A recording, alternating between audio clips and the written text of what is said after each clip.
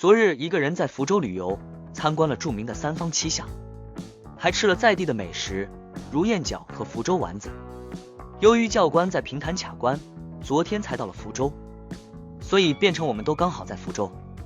如果按照我原本的计划，是要前往杭州和上海，找2个之前在日本认识的中国朋友。结果我改变了主意，决定跟随教官的路线直冲西安。所以这2天的路线就是从福州市骑单车出发，沿住美丽的岷江前进，到达水口镇过夜，隔天再前往南平市。早上出门就是震撼教育，好大的雨，感觉上是来对我的装备测试的。由于想买便宜的淘宝马鞍包，想说到大陆再买，今天就只有2个马鞍包了。骑了快2小时后，总算出了福州市区。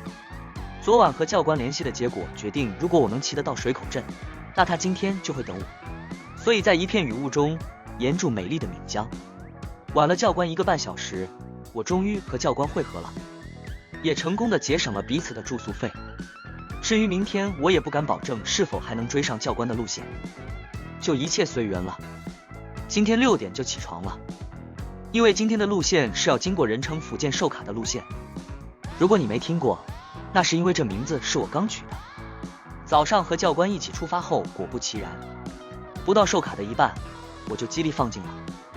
对于体能这档事，认识我的朋友都了解我有先天的弱势，所以我一向是靠智慧、坚持和韧性来弥补我体能的弱项。本来就想过骑不动就用牵的，没想到今天就牵了快3小时的上坡。因为除了福建寿卡488公尺，后面还有2座300公尺以上的小陡坡，今天累计爬坡近1200公尺，真是大大超越我的极限了。教官人很好，虽然我有先说过如果骑车节奏搭配不上可以放我鸽子，但中餐之前教官还是骑没多久就在路上等我完全就是个拖油瓶啊。在中午过后被教官海放，只好拍拍美丽的闽地区村庄。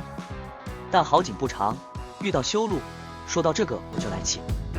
台湾修路一定留一线道给走，这边修路先把路面钻得乱七八糟，然后全挖掉，露出一堆烂泥。幸好今天晴天，不然我的车子就死定了。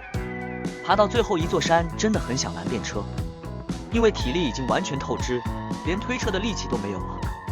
但我终究还是坚持了下来，最后在天黑前到达教官约定的地点，成功的又为彼此节省了住宿费。